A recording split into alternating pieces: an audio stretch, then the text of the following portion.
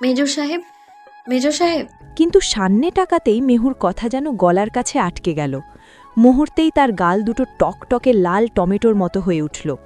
সামনে দাঁড়িয়ে থাকা মানুষটা যে এতটা পৌরুষদীপ্ত আর সুদর্শন হতে পারে তা যেন মেহু কল্পনাও করতে পারেনি। আজমিরের ভেজা চুল বেয়ে পানি গড়িয়ে পড়ছে তার চওড়া বুক বেয়ে। মেহু অপলক দৃষ্টিতে তাকিয়ে মনে মনে বলল, মাশাআল্লাহ, লোকটা তো ভয়ঙ্কর সুন্দর। মেহুর এমন হাঁ করে তাকিয়ে থাকা দেখে আজমির বেশ অস্বস্তিতে পড়ল। হাতের কাছে চট করে গায়ে দেওয়ার মতো কিছু নেই। সে কিছুটা দ্রুত পায়ে আলমারির দিকে এগিয়ে গেল এবং নিজেকে সামলে নিয়ে গম্ভীর গলায় বলল, কোনো পুরুষের রুমে ঢোকার আগে নক করতে হয় মেহু, তাহলে এইভাবে লজ্জা পেতে হয় না। আজমিরের নিজের হৃৎস্পন্দনও তখন বেশ দ্রুত বইছে, তবে আজমির তা মেহুর সামনে প্রকাশ হতে দিল না। লজ্জায় মেহুর অবস্থা তখন কাহিল। তার শরীরের ভেতরটা কেমন যেন অদ্ভুত অস্থিরতায় সুরসুরি দিচ্ছে। তবু হার না মানার ভঙ্গিতে মেহু আমতা আমতা করে বলল, না না, আমি মোটেও লজ্জা পাইনি। আপনি আপনি তো ভীষণ সুন্দর, ভীষণ হ্যান্ডসাম। আচ্ছা, আমি কেন এসেছিলাম যেন? লজ্জা ঢাকতে মেহু উল্টোপাল্টা কথা বলতে শুরু করল। আজমির মেহুর অবস্থা বুঝতে পেরে বিরক্ত না হয়ে বরং কিছুটা কৌতুক বোধ করল। সে আলমারি থেকে নিজের ট্রাউজার, টি শার্ট আর আন্ডারওয়্যার হাতে নিয়ে পেছন ঘুরে মেহুর দিকে তাকাল। মেহু তখনও ওভাবেই তাকিয়ে আছে। আজমির ভ্রু কুচকে প্রশ্ন করল, এখন কি কাপড় আমি পরবো সেটাও দাঁড়িয়ে দেখবে, নাকি বাইরে যাবে? মেহু ঘোর লাগা মনে মুখ ফসকে বলে ফেলল, আমি দেখতে চাইলে কি আপনি আমার সামনেই পড়বেন? কথাটা বলেই মেহুর হুঁশ ফিরল। নিজের নির্লজ্জতায় সে নিজেই শিউরে উঠল। দাঁত দিয়ে নিজের ঠোঁট কামড়ে ধরে বিড়বিড় করল, সরি সরি, আসলে আপনি ভীষণ হ্যান্ডসাম, তো তাই মুখ ফসকে কি বলে ফেলেছি আমি জানি না। আমি যাচ্ছি। ও, ভালো কথা, বিরিয়ানি এনেছিলাম, তাড়াতাড়ি খেতে আসবেন। কথাগুলো বলেই মেহু এক ছুটে ঘর থেকে বেরিয়ে গেল। আজমির একটা দীর্ঘশ্বাস ছাড়ল। যতবারই মেহুর থেকে দূরত্ব বজায় রাখার চেষ্টা করছে, নিয়তি যেন ততবারই তাদের আরও কাছাকাছি এনে দিচ্ছে। মেহুকে দোষ দিয়ে লাভ নেই, দাদিকেও না। আজমির বুঝতে পারছে আসল লড়াইটা তার নিজের মনের সাথে। মেজার আজমির এখন আর নিজের অবাধ্য মনকে কোনোভাবেই শাসন করতে পারছে না। আজমির পরিপাটি হয়ে তৈরি হয়েই খাবার টেবিলের সামনে এসে দাঁড়াল। নাকে আসছিল চমৎকার বিরিয়ানির সুবাস। আজমির বুঝতে পারল আজ বাড়িতে বিশেষ কোনো রান্নার আয়োজন হয়েছে। টিঙ্কুর সবচাইতে প্রিয় খাবার হলো বিরিয়ানি। আজ সেই বিরিয়ানি নিয়ে এসেছে মেহু। টেবিলে খাবারের বিশাল আয়োজন দেখে আজমির বেশ খুশি মনেই বসল। দাদি আফরোজা বানু হাসি মুখে জানালেন যে এই বিরিয়ানি মেহুদের বাসা থেকেই এসেছে। আজমির চোখ তুলে তাকালো মেহুর দিকে। কিছুক্ষণ আগের কথা মনে পড়ে গেল। চোখ নামিয়ে নিল মেহু। দাদি যখন আজমিরের প্লেটে বিরিয়ানি বেড়ে দিতে যাচ্ছিলেন, তখন আজমির বাধা দিয়ে বলল, আমাকে দিতে হবে না মা, এটা টিঙ্কুর জন্য রেখে দাও, ওর তো বিরিয়ানি খুব প্রিয়। শুনে মেহু সঙ্গে সঙ্গে বলে উঠল, আরে সমস্যা নেই, আমি আবার এনে দেব। টিঙ্কুও তাল মিলিয়ে বলল, হ্যাঁ পাপা, কোনো সমস্যা নেই, মেহু আবার রান্না করবে। ছেলের মুখে এ কথা শুনে আজমির কিছুটা অবাক হয়ে ভ্রু কুচকে তাকাল। প্রথমে দাদির দিকে, তারপর টিঙ্কুর দিকে তাকিয়ে জিজ্ঞেস করল, কেন পাপা, ও আবার রান্না করবে কেন? ও কি রান্না করতে পারে? টিঙ্কু খুব উৎসাহ নিয়ে জানালো, হ্যাঁ পাপা, খুব সুন্দর রান্না করছে, একদম নরম করে রান্না, আর আমি নরম খাবার বেশি পছন্দ করি। ছেলের কথা শুনে আজমির সামান্য একটু বিরিয়ানি নিজের প্লেটে নিল, কিন্তু আজমিরের মনের ভেতর এক অদ্ভুত অনুভূতি খেলে গেল। সে ভাবল টিঙ্কু নরম খাবার পছন্দ করে, অথচ সে কখনো আজমিরের কাছে এই নিয়ে কোনো অভিযোগ করেনি। আজমিরের আতের রান্না মাঝে মাঝে শক্ত হয়ে যেত, আর ছোট্ট ছেলেটা হয়তো কষ্ট করেই তা খেয়ে নিত। ছেলের প্রতি একরাশ মায়া আর নিজের অজান্তেই ঘটে যাওয়া ভুলের জন্য মনে মনে একটা দীর্ঘশ্বাস ফেলল আজমির। তারপর নিঃশব্দে খাবারের দিকে মনোযোগ দিল। খাওয়া দাওয়া শেষ করে ড্রয়িং রুমে সবাই মিলে আড্ডায় বসেছেন। আজমির, মেহু, টিঙ্কু আর দাদি আফরোজা বানু। টিঙ্কু আপন মনে মেহুর সঙ্গে গল্পে মেতে আছে। আজমির আর চোখে বারবার দেখছে মেহুকে। মেহুর চাঞ্চল্য আজমিরকে টানছে, খুব বেশি টানছে নিজের দিকে। হঠাৎ আফরোজা বানু আজমিরকে উদ্দেশ্য করে বলে উঠলেন, হ্যাঁ রে আজমির, বাচ্চাকে নিয়ে সামনের পাড় থেকে একটু ঘুরে আয় না। আসার পর থেকে তো সারাদিন ঘরেই বসে থাকে। তুইও তো সারাক্ষণ কাজ নিয়ে ব্যস্ত থাকিস। কুমিল্লা ক্যান্টনমেন্টেও তো তেমন একটা ওকে নিয়ে বের হতে পারিস না, তার চেয়ে বরং ওকে নিয়ে একটু বাইরে থেকে হাওয়া খেয়ে আয়। দাদির কথা শুনে টিঙ্কু এক লাফে রাজি হয়ে গেল। সে বায়না ধরে বলল। হ্যাঁ পাপা, চলো না, একটু ঘুরে আসি, অনেক মজা হবে। মেহুও বেশ উচ্ছ্বসিত হয়ে সাই দিল। হ্যাঁ হ্যাঁ চলুন না, ভীষণ মজা হবে। আমিও অনেকদিন পার্কে যাই না, কেউ আমাকে নিয়ে যায় না। আজমির মনে মনে দাদির ফন্দিটা ঠিকই ধরে ফেলল। আজমির বুঝতে পারল দাদি নিশ্চয়ই কোনো একটা পরিকল্পনা করছেন, আর মেহু মাঝখানে না বুঝেই বেশ উৎসাহ দেখাচ্ছে। তবে এই মুহূর্তে না বলার উপায় নেই। আজমির নিজেও জানে কাজের চাপে ওর ছোট্ট ছেলেটাকে আসলেও তেমন কোথাও ঘুরতে নিয়ে যাওয়া হয় না। বাচ্চার এই সরল আবদার আর মেহুর উৎসাহ দেখে সে আর না করতে পারল না। বিকেলের রোদ যখন কিছুটা কমে এলো, সবাই মিলে পার্কে যাওয়ার জন্য তৈরি হলো। আজমির একা থাকলে হয়তো বাইক নিয়ে বেরোতো, কিন্তু টিঙ্কু সাথে আছে বলে কোনো ঝুঁকি নিতে চাইল না। শহরের এই ব্যস্ত রাস্তায় তিনজনকে নিয়ে বাইক চালানো নিরাপদ হবে না ভেবে সে একটি রিকশা ডেকে নিল। রিকশায় ওঠার পর মেহু সিটে বসল আর আজমির টিঙ্কুকে নিজের কোলে বসিয়ে নিল। তবে জায়গাটা একটু সংকীর্ণ হওয়ায় দুজনেরই বসতে বেশ অসুবিধা হচ্ছিল। রিকশা চলতে শুরু করলে আজমির সতর্ক করে বলল। ঠিক করে ধরে বসো মেহু, রাস্তা খুব একটা ভালো না, যা কোনো দিলে পড়ে যেতে পারো। মেহু একটু অসহায় ভঙ্গিতে বলল। কিভাবে ধরবো? হ্যান্ডেলটা তো তোলা যাচ্ছে না, ধরার মতো জায়গাও নেই। টিঙ্কু কিছু না বুঝেই বলে উঠল। মেহু, তুমি পাপার হাতটা ধরে বসো, পাপার হাতে ব্যথাটা পেলে তোমাকে আমার মতো কোলে নিয়ে বসতো। টিঙ্কুর কথা শুনে মেহুর চোখ তো ছানা বড়া। সে বড় বড় চোখে তাকিয়ে রইল আর লজ্জায় লাল হয়ে মাথা নিচু করে ফেলল। আজমির পরিস্থিতি সামাল দিতে ছেলেকে একটু ধমকের সুরে বলল। টিঙ্কু, বাবা, বড়দের ব্যাপারে এসব কথা বলতে হয় না। টিঙ্কু নাছোড় বান্দা, সে পাল্টা প্রশ্ন করল। কেন পাপা, আমাকে তো কোলে নিয়েছে, তাহলে মেহুকে কোলে নিলে কি সমস্যা? মেহু কি খুব বেশি ভারী? মেহু সাথে সাথে প্রতিবাদ করে বলল। না না, আমি মোটেও ভারী নই, আমার ওজন মাত্র 40 কেজি। আজমির তড়িঘড়ি করে সংশোধন করে দিয়ে বলল। 40 না, 42 কেজি। মেহু এবার চরম বিস্ময় নিয়ে আজমিরের দিকে তাকালো। আজমিরও মেহুর মুচকি হেসে তাকিয়ে রইল। এর মধ্যেই টিঙ্কু আবার বোমা ফাটালো। পাপা, তুমি কি করে জানলে? তুমি কি মেহুকে কোলে নিয়েছিলে? আমি টিভিতে বড় আম্মুকে নাটকে দেখার সময় দেখেছি জামাইরা বউকে কোলে নিয়ে রুমে যায়। এ কথা শুনে মেহুর গলায় যেন কিছু আটকে গেল। অন্যদিকে মুখ ফিরিয়ে সমানে কাশতে শুরু করল, আর আজমির লজ্জায় যেন মাটির সাথে মিশে যাচ্ছে। আজমিরের মনে হচ্ছিল ছেলে আজ এসব কী সব কথা বলছে। আজমির নিশ্চিতভাবেই বুঝতে পারল এসবই দাদির কাজ। মনে মনে সে নিজেকেই বলল। ওফ দাদি, আমার ছেলেটা মাথাটা খেয়েছ। মাত্র 1 সপ্তাহে যদি ছেলের এই দশা হয়, তবে বাকি 2 মাসে না জানি তুমি ওকে কি বানিয়ে ছাড়বে। শ্যামলী শিশু পার্কের সামনে এসে থামল রিকশাটি। আজমির মনে মনে হাসল। শেষ পর্যন্ত শিশুদের বায়না মেটাতে সেখানে চলেই এলো। 2 শিশুকে নিয়ে পার্কে ঘোরানোর এই দায়িত্বটা দাদি খুব সুকৌশলে ওর কাঁধে চাপিয়ে দিয়েছে। টিকিট কেটে 3 জন ভেতরে ঢুকল। ভেতরে ঢুকেই ছোট টিঙ্কু বায়না ধরল সে ট্রেনে চড়বে। অগত্যা টিকিট কেটে টিঙ্কুকে কোলে নিয়ে ট্রেনে বসল আজমির, পাশে বসল মেহু। ট্রেন চলতে শুরু করতেই আজমিরের কাছে সবকিছু কেমন অদ্ভুত লাগতে শুরু করল। ছোট বাচ্চার সাথে এই খেলনা ট্রেনে চড়ে যে দোলুনি অনুভব করছে তা যেমন অদ্ভুত তেমনি মজার। এদিকে টিঙ্কু আর মেহু খুশিতে হাততালি দিচ্ছে। তাদের আনন্দ দেখে আজমিরেরও ভালো লাগছে। ট্রেন থেকে নেমে এবার টিঙ্কু ধরল অন্য এক জেদ। সে ভৌতিক সুড়ঙ্গের ভেতরে যাবে। ভূতের ঘর বলে কথা, যারা ভয় পায় তাদের জন্য মানা, কিন্তু টিঙ্কু নাছোড় বান্ধা। সাথে বাবা আর মেহু আছে। এই সাহসেই সে ভেতরে ঢুকতে চাইল, কারণ দুজন দুপাশে থাকবে। টিঙ্কু ওর বন্ধুর কাছে শুনেছিল খুব মজা হয়, কিন্তু সুড়ঙ্গের ভেতরে কিছুটা যেতেই হঠাৎ এক বিভৎস ভূতের অবয়ব হু করে সামনে আসতেই ঘটে গেল তুলকালাম কাণ্ড। ভয়ে চিৎকার করে টিঙ্কু আজমিরকে জাপটে ধরল, কিন্তু আসল বিপত্তি ঘটল মেহুকে নিয়ে। মেহুও ভীষণ ভয় পেয়ে হুট করেই আজমিরকে জড়িয়ে ধরল। মেহুর আকস্মিক এই আলিঙ্গনে আজমিরের হৃৎস্পন্দন যেন এক মুহূর্তের জন্য থমকে গেল। মনে হলো তার চারপাশের সময়টা স্থির হয়ে গেছে আর নিঃশ্বাস ভারী হয়ে আসছে। এক তীব্র ও অদ্ভুত অনুভূতি আজমিরকে আচ্ছন্ন করে ফেলল।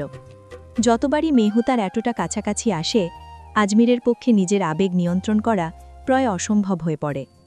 দীর্ঘদিনের জমানো সেই সংযমের বাঁধ আজ যেন ধীরে ধীরে ক্ষয়ে যাচ্ছে। একপাশে টিঙ্কু বাবার হাত পা আঁকড়ে ধরে আছে, অন্য পাশে মেহু তাকে জড়িয়ে ধরে আছে। আজমিরের মনে এক বিচিত্র অনুভূতির সৃষ্টি হল। একদিকে তার মনে এক অদ্ভুত প্রশান্তি কাজ করছে, মনে হচ্ছে যেন এই তার এক ছোট্ট পরিপূর্ণ সংসার। কিন্তু পরক্ষণেই তার বিবেক তাকে নাড়া দিয়ে উঠল। এক তীব্র দোটানায় পড়ে গেল আজমির। নিজের অজান্তেই কোনো অন্যায় করে ফেলছে না তো? অন্তত মেহুর দিক থেকে চিন্তা করলে এই ঘনিষ্ঠতা কি ঠিক হচ্ছে? আনন্দ আর অপরাধবোধের এক অদ্ভুত দোলাচলে আজমির স্তব্ধ হয়ে দাঁড়িয়ে রইল। এদিকে আফরোজা বানু মিনুর নাম্বারে ফোন করলেন। রিং হতেই মিনু ফোনটা রিসিভ করল। মিনু হ্যালো বলতেই ওপাশ থেকে আফরোজা বানু বললেন, কী রে, কেমন আছিস? তুই তো আর এ বাড়িতে আসিস না। মাঝে মধ্যে মেহুকে পাঠিয়ে দায়িত্ব শেষ করিস, নিজেও তো একটু আসতে পারিস। বাসে একলা একলা তো থাকিস। মিনু উত্তর দিল, আসলে সময় হয়ে ওঠে না খালা, সারাদিন কাজকর্ম, তারপর বাড়িতে তো আর কেউ নেই, ঘর দুয়ারও দেখাশোনা করতে হয়। আসবো একদিন। তা মেহু কোথায়? ও কখন ফিরবে? আফরোজা বানু একটু ইতস্তত করে জানালেন, মেহুকে টিঙ্কু আর আজমিরের সাথে শিশু মেলায় পাঠিয়েছি। টিঙ্কু তো সারাটা দিন একা থাকে, কোথাও ওর ঘোরা হয় না, তাই ভাবলাম ওরাও তো দুজন ছোট, একসাথে ঘুরে আসুক। আজমিরের সাথে গেছে, ফিরতে হয়তো একটু লেট হবে। মিনু জানতে চাইল, ও আচ্ছা, তা কত দেরি হতে পারে? আফরোজা বানু বললেন, সেটা তো ঠিক বলতে পারছি না। ঢাকা শহরের রাস্তাঘাটে যে অভাব, তার উপরে মেলায় গেছে, বাচ্চারা বায়না করবে, ঘুরবে। যদি বেশি রাত হয়ে যায় তবে আজ হয়তো ওকে আর বাসায় পাঠাবো না। তোর কোনো সমস্যা আছে? মিনু ধীর গলায় বলল, না সমস্যা নেই, তবে রাত বেশি না হলে তাড়াতাড়ি পাঠিয়ে দিও। মেয়েটা কলেজে পড়ে, কিন্তু পড়াশোনায় বড্ড ফাঁকিবাজ হয়েছে, একদম পড়তে বসতে চায় না। আফরোজা বানু আশ্বস্ত করে বললেন, ঠিক আছে, দেখবক্ষণ, তুই কিন্তু বাড়িতে আসিস। এই বলে তিনি ফোন রেখে দিলেন। ভৌতিক রুম থেকে বেরিয়েই টিঙ্কু আইসক্রিম খাবার জন্য বায়না ধরল। ওর জেদের কাছে হার মেনে মিহু বাধ্য হয়ে ওদের সবাইকে আইসক্রিম আর কিছু স্ন্যাক্স খাওয়াতে নিয়ে গেল। সবাই মিলে বেশ আড্ডা দিয়ে খাওয়া শুরু করল। আইসক্রিম খাওয়ার সময় টিঙ্কুর ঠোঁটে এদিক ওদিক লেগে যাচ্ছিল। পাশে বসা আজমির পরম মমতায় বারবার টিস্যু দিয়ে টিঙ্কুর মুখ মুছে দিচ্ছিল। হঠাৎ আজমিরের চোখ গেল মিহুর দিকে। আজমির দেখল মিহুর ঠোঁটের এক কোণেও আইসক্রিম লেগে আছে। আজমির একটা দীর্ঘশ্বাস ফেলল। এই মেয়েটাও ঠিক বাচ্চাদের মতো আইসক্রিম মাখিয়ে খাচ্ছে। আজমির মিহুর দিকে টিস্যু এগিয়ে দিয়ে বলল, এই যে নাও, তোমার ঠোঁটের কোনো আইসক্রিম লেগে আছে, এটা নাও, মুছে ফেলো। টিঙ্কুকে তো তুমি নিজে মুছে দিলে, আমাকেও না হয় একটু মুছে দিতে। আজমির হাসল, বলল, টিঙ্কু ছোট মানুষ, তাই ওকে মুছে দিয়েছে। বড়রা নিজের কাজ নিজে করতে পারে। তাদের কথা শুনে টিঙ্কু হঠাৎ মাথা তুলে বলল, কেন? আমি তো টিভিতে দেখেছি আইসক্রিম লেগে থাকলে ছেলেরা মেয়েদের মুখে মুছে দেয়, আর সেই আইসক্রিম আবার নিজের চেটেপুটে খেয়ে ফেলে। তুমি মুসলিম খেয়ে দাও আর ওই আইসক্রিমটা চেটেপুটে নাও। একথা বলে টিঙ্কু আবার নিজের আইসক্রিমে মনোযোগ দিল। সে বুঝতেই পারল না অবলীলায় কত বড় এক বোমা ফাটিয়ে দিয়েছে সে। ছেলের কথা শুনে আজমির একেবারে থতমত খেয়ে গেল, আর ওদিকে লজ্জায় মিহুর কান দিয়ে যেন ধোঁয়া বের হতে লাগল। সে তড়িঘড়ি করে বলল, না না, আর মুছতে হবে না, খেতেও হবে না, আমি নিজে নিজেটা পরিষ্কার করে নিচ্ছি। আজমির মনে মনে ভাবল, সব দাদির কাজ। সারাদিন দাদুর সাথে বসে হিন্দি সিরিয়াল দেখে দেখে ছেলেটা একেবারে পেকে গেছে। দাদুর কী কিছু শেখাবে ওকে আল্লাহ জানেন। শিশু মেলা ঘুরে আর বাইরে খাওয়া দাওয়া শেষ করতে করতে রাত 10টা বেজে গেল। মিহু নিজের বাসায় ফিরে যেতে চাইল, কিন্তু আজমির তাকে বাধা দিয়ে বলল, আগে বাড়ির ভেতরে চলো, তারপর আমি তোমাকে পৌঁছে দিয়ে আসছি। ওদিকে দাদি আগে থেকেই সব পরিকল্পনা করে রেখেছিলেন। মিহু বাড়ির ভেতরে পা রাখতেই তিনি ঘোষণা করলেন, আজ তোকে আর বাড়িতে যেতে হবে না মিহু, তুই আজ রাতটা আমার কাছেই থাকবি। আমি তোর মার সাথে কথা বলে সব ঠিক করে রেখেছি। মিহু মনে মনে খুব খুশি হল। সে পড়াশোনায় বড্ড ফাঁকিবাজ, তাই ভাবল এখানে থেকে গেলে কাল আর কলেজে যেতে হবে না, পড়ার ঝামেলাও নেই। সে হাসি মুখে বলল, আচ্ছা ঠিক আছে, মা যখন রাজি হয়েছে তখন আমি থাকতেই পারি। টিঙ্কুর সারাদিন একা একা থাকতে একদম ভালো লাগে না, তাই বাড়িতে লোক বেশি দেখে টিঙ্কু বেশ আনন্দ পেল। ভাবল আজ রাতে সবার সাথে অনেক গল্প করবে। টিঙ্কু যখন দেখল মিহু থেকে যাচ্ছে, সেও আহ্লাদ করে বলল, তাহলে আজকে আমি তোমাদের সাথে থাকবো, আমরা সবাই মিলে গল্প করব। আজমির আর কিছু বলল না। যেহেতু টিঙ্কু দাদি আর মিহুর সাথে থাকার বায়না ধরেছে, তাই আজমির তাদের বিরক্ত না করে নিজের ঘরের দিকে চলে গেল। ঠিক হলো আজ রাতে দাদি, মিহু আর টিঙ্কু মিলে একসাথে থাকবে আর জমিয়ে আড্ডা দেবে। রুমে ঢুকে আজমির বাইরের পোশাক ছেড়ে ফ্রেশ হয়ে নিল। আয়নার সামনে দাঁড়িয়ে নিজেকে দেখে একবার দীর্ঘশ্বাস ফেলল আজমির।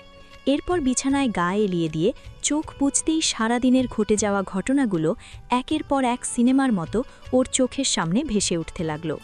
চাইতে না চাইতেও মিহু বারবার ওর ভাবনায় হানা দিচ্ছে।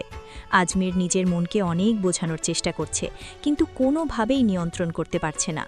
ওর কেন যেন মনে হচ্ছে চারপাশের পরিস্থিতি আর ভাগ্য সবকিছুই মিলেমিশে ওকে আর মিহুকে এক করার চক্রান্ত করছে। আজমির মনে মনে ভাবল, কি আছে আমার ভাগ্যে? কেন বারবার মেয়েটা আমার সামনে চলে আসে? গত 2 বছর ধরে আজমির এক অদ্ভুত মিষ্টি যন্ত্রণার মধ্য দিয়ে যাচ্ছে। তখন মেহু ওর চোখের সামনে ছিল না, এমনকি সে কোথায় আছে তাও আজমির জানত না। তবুও সেই স্মৃতির পাতাগুলো ক্ষণে ক্ষণে ওর মনে হানা দিত। আর এখন তো মেহু আজমিরের চোখের ঠিক সামনেই আছে। এখন চোখ বন্ধ করলেই সেই 2 বছর আগের সোনালি কল্পনাগুলো চোখে ভেসে ওঠে, আর চোখ খুললেই রক্ত মাংসের মেহুকে সামনে দেখতে পায়। এই কল্পনা আর বাস্তবের দোলাচলে আজমির যেন ক্রমশ দিশাহারা হয়ে পড়ছে। ভোর 5:30। প্রতিদিনের মতো আফরোজা বানু ঘুম থেকে উঠে নামাজ পড়ে ছাদে একটু হাঁটাহাঁটি করতে যান। আজও তার ব্যতিক্রম হল না। ওদিকে রুমে টিঙ্কু আর মেহু গভীর ঘুমে আচ্ছন্ন। গত রাতে দুইজনে মিলে অনেক রাত পর্যন্ত গল্প করেছে। মেহু টিঙ্কুকে ভূতের গল্প, পরীর গল্পসহ কত কি শুনিয়েছে। দাদিও অনেক রাত পর্যন্ত জেগে তাদের কাণ্ড দেখছিলেন, পরে ঘুমিয়ে পড়েন। ভোরবেলা ঘুম থেকে উঠে আফরোজা বানু দেখলেন টিঙ্কু মেহুকে পরম নিশ্চিন্তে জড়িয়ে ধরে ঘুমিয়ে আছে। দৃশ্যটি দেখে তিনি আর মেহু টিঙ্কুকে ডাকলেন না। দুজনকে কম্বল দিয়ে ভালো করে ঢেকে দিয়ে তিনি ছাদে চলে গেলেন। এদিকে অভ্যাসবশত সকাল 6টার দিকে আজমিরের ঘুম ভেঙে গেল। প্রতিদিন ভোরে টিঙ্কু ওয়াশরুমে যাওয়ার জন্য ওঠে, তাই আজমিরেরও ঘুম ভেঙে যায়। আজ টিঙ্কু পাশে নেই, তাই ও কেমন আছে দেখতে আজমির পা টিপে টিপে দাদির রুমের দিকে গেল। রুমে ঢুকে আজমির দেখল দাদি বিছানায় নেই। বুঝল নামাজ পড়ে হয়তো বাইরে হাঁটতে গেছেন, কিন্তু বিছানার দিকে তাকাতেই আজমিরের চোখ দুটো প্রশান্তিতে ভরে উঠল। দেখল কম্বলের নিচে গুটিসুটি মেরে টিঙ্কু মেহুর বুকে মুখ গুঁজে জড়িয়ে ধরে শুয়ে আছে। টিঙ্কু তো সব সময় একা কোলবালিশ নিয়ে ঘুমাতো, বাবাকে কোনোদিন এভাবে জড়িয়ে ধরেনি। আজমিরই মাঝে মধ্যে টিঙ্কু ঘুমানোর পর ওকে জড়িয়ে ধরত। আজমিরের মনে হলো টিঙ্কু কি তবে মায়ের অভাব আর মাতৃত্বের ভালোবাসা এতটাই মিস করত? মেহুকে যেভাবে ও আষ্টেপিষ্টে জড়িয়ে ধরে আছে, মনে হচ্ছে পৃথিবীর সবটুকু শান্তি যেন এই ঘুমে মেহুর মধ্যে মিশে আছে, আর মেহু খুব সযত্নে টিঙ্কুকে আগলে রেখে ঘুমিয়ে আছে। আজমির ধীর পায়ে বিছানার খালি পাশে বসল। টিঙ্কুর গায়ে কম্বলটা ঠিক করে দিতে যেতেই ঘুমের ঘোরে টিঙ্কু আজমিরের হাতটা আঁকড়ে ধরল। আজমির আর হাত ছাড়ালো না, মুগ্ধ দৃষ্টিতে মেহু আর টিঙ্কুর দিকে তাকিয়ে রইল। তাকিয়ে থাকতে থাকতে কখন যে ওর নিজের চোখজোড়াও ঘুমে জড়িয়ে এলো আজমির টেরি পেল না। অঘরে ঘুমিয়ে পড়ল আজমির মেহু আর টিঙ্কুর পাশে। আধ ঘন্টা পর ছাদ থেকে ফিরে আফরোজা বানু রুমে ঢুকলেন। বিছানার দৃশ্য দেখে উনার চোখ যেন ছানা বড়া হয়ে গেল, সেই সাথে এক অপার্থিব শান্তিতে ভরে গেল বুকটা। দীর্ঘ 6 বছর পর আজমিরকে এভাবে কোনো শিশুর মতো নিশ্চিন্তে শুয়ে থাকতে দেখে দাদির মনে হলো এই দৃশ্যটা দেখার জন্যই বুঝি তিনি আজও বেঁচে আছেন। আফরোজা বানু মনে মনে এটাই চেয়েছিলেন। তিনি কতবার আজমিরকে বিয়ের কথা বলেছেন, কিন্তু আজমির শোনেনি। আজ বিছানায় টিঙ্কু, মেহু আর আজমিরকে একত্রে দেখে মনে হলো ওনার স্বপ্ন পূরণের দিন আর বেশি দূরে নয়। তিনি মনে মনে প্রতিজ্ঞা করলেন, আজমিরের সুখের ঠিকানা যদি মেহু হয়, তবে পৃথিবীর যে কোনো কিছুর বিনিময়ে হলেও মেহুকে তিনি আজমিরের জীবনসঙ্গিনী করে আনবেনই। আজমিরকে অঘরে ঘুমোতে দেখে দাদি আফরোজা বানু আর ডাকলেন না, ভাবলেন সবার জন্য নাশতা তৈরি করে তারপর একবারে ডাক দেবেন। তিনি রান্নাঘরের দিকে চলে গেলেন। এদিকে ঘুমের ঘোরে আজমির কখন যে টিঙ্কুর উপর হাত রেখেছে তা সে নিজেও জানে না। টিঙ্কুর ঘুম ভাঙতেই সে পিটপিট করে তাকালো, দেখল আজমির গভীর ঘুমে আচ্ছন্ন। এদিকে টিঙ্কুর খুব হিসু পেয়েছে। সে খুব সাবধানে আজমিরের হাতটি সরিয়ে মেহুর ওপর রাখল এবং পা টিপে টিপে ওয়াশরুমে চলে গেল। পাপ্পা ঘুমাচ্ছে বলে সে একদম বিরক্ত করল না। ঠিক সেই মুহূর্তেই মেহুর ঘুম ভেঙে গেল। চোখ খুলেই সামনে আজমিরকে দেখে মেহু থমকে গেল। মেহু ভাবল হয়তো স্বপ্ন দেখছে। মেহু বারবার চোখ বন্ধ করল আর খুলল, কিন্তু প্রতিবারই আজমিরকে সামনে দেখতে পেল। মেহু কিছুই বুঝতে পারছিল না। হঠাৎ মেহু নিজের শরীরের ওপর ভারী কিছু অনুভব করল। নিচে তাকিয়ে দেখল আজমিরের একটি হাত তার পেটের উপর আলতো করে রাখা। ছোট্ট কিশোরী মেহুর মনে রাজ্যের চিন্তা ভর করল। ভাবল সে কি তবে আজমিরের সাথেই ঘুমিয়ে পড়েছে? ভয়ে আর আতঙ্কে মেহু সজোরে আহ বলে চিৎকার করে উঠল। সেই চিৎকার শুনে আজমিরের ঘুম এক নিমেষে ভেঙে গেল। কানে যেন তালা লেগে যাওয়ার অবস্থা। আজমির হুড়মুড়িয়ে উঠে বসে দেখল মেহু অনবরত চিৎকার করছে। আজমির তড়িঘড়ি করে মেহুর মুখ চেপে ধরে বলল, চুপ করো প্লিজ, শান্ত হও। এভাবে চেল্লাপাল্লা কেন করছো? আজমির মেহুর মুখ চেপে ধরে বারবার বলতে লাগল, চুপ করো মেহু, এভাবে চিৎকার করলে দাদি চলে আসবেন, টিঙ্কুও জেগে যাবে। খুব লজ্জাজনক একটা পরিস্থিতি তৈরি হবে। প্লিজ বোঝার চেষ্টা করো। মেহু ইশারায় তার মুখ থেকে হাত সরানোর অনুরোধ করল। আজমির হাত সরিয়ে নিতেই মেহু কিছুটা সামলে নিয়ে ফিসফিস করে বলল, টিঙ্কু কোথায়? সে তো এখানে নেই। আপনি আর আমি একাই বিছানায় শুয়ে আছি। রুমের দরজাও ভেজানো। কেউ দেখলে কি মনে করবে? আমার তো সব শেষ হয়ে গেল।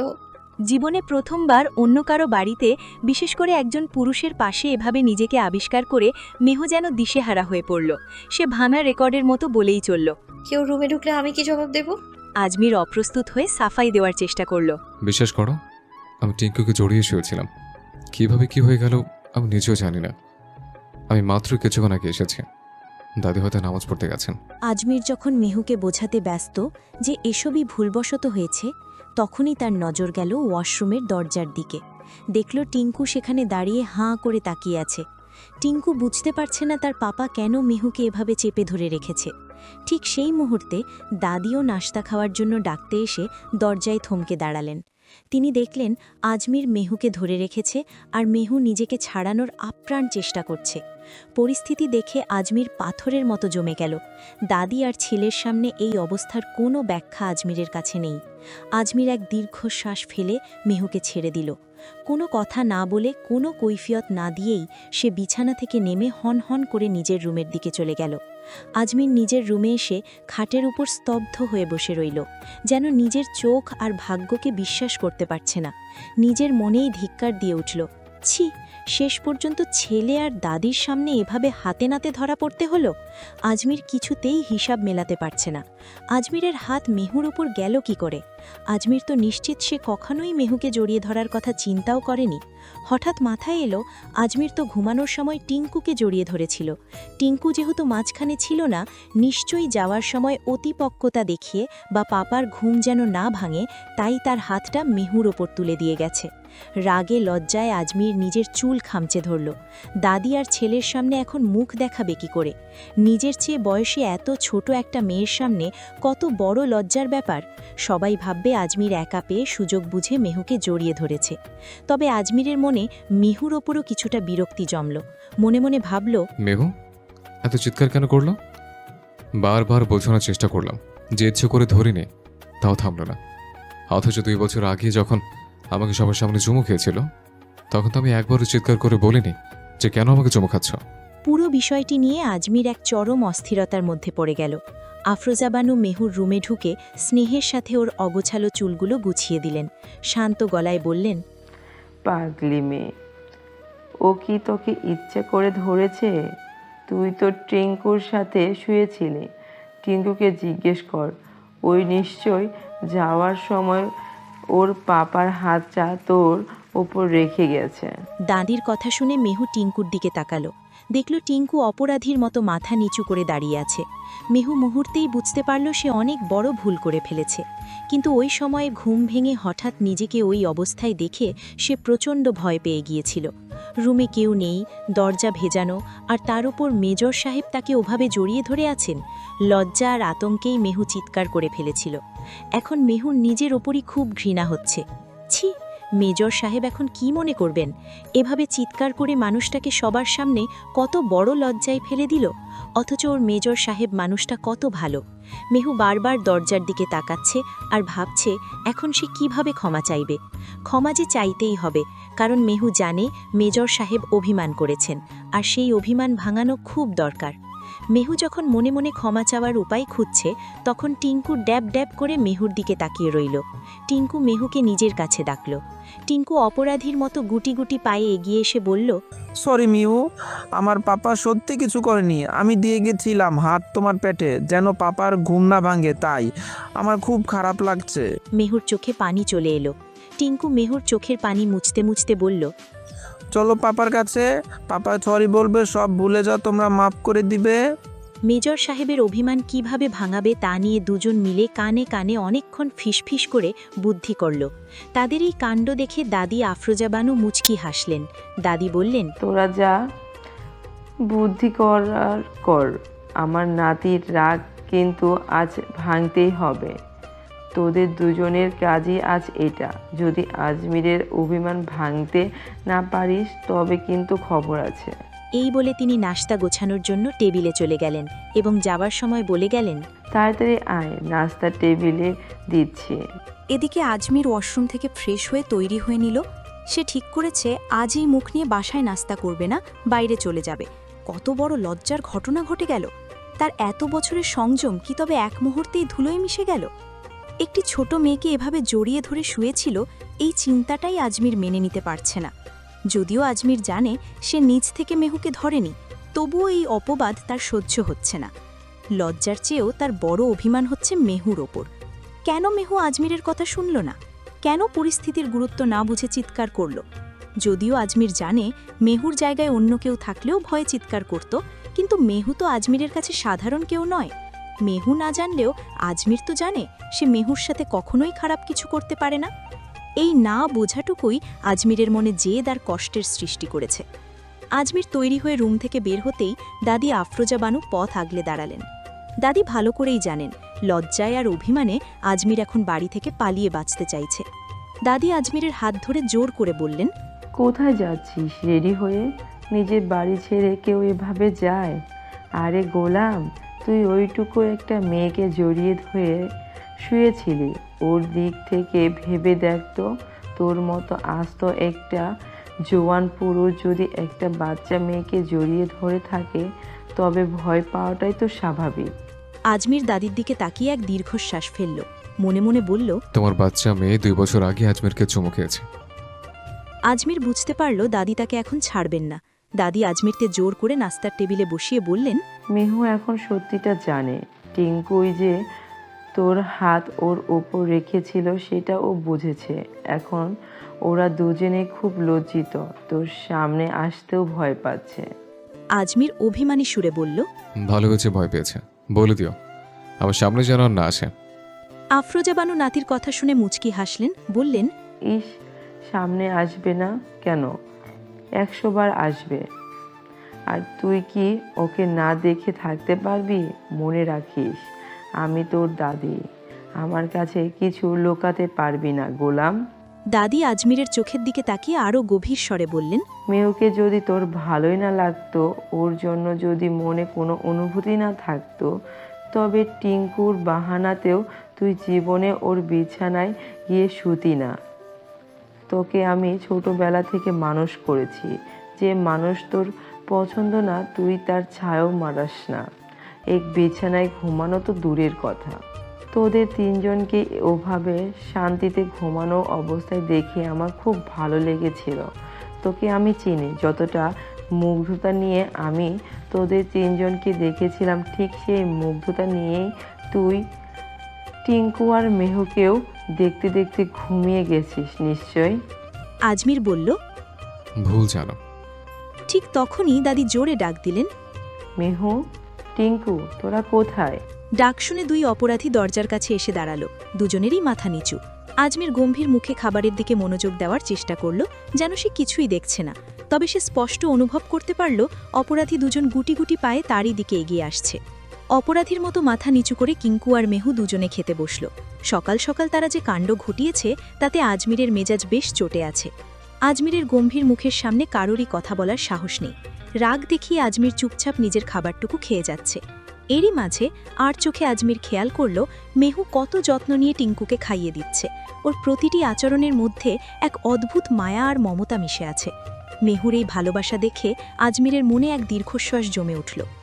আজমির মনে মনে ভাবল, কেন মেহু এই অবুঝ বাচ্চাটাকে অকালনে মায়ার লোভ দেখাচ্ছে? যদি কোনোদিন মেহু টিঙ্কুকে ছেড়ে চলে যায়, তবে এই ছোট্ট ছেলেটা এই অভ্যেসগুলো নিয়ে কিভাবে থাকবে?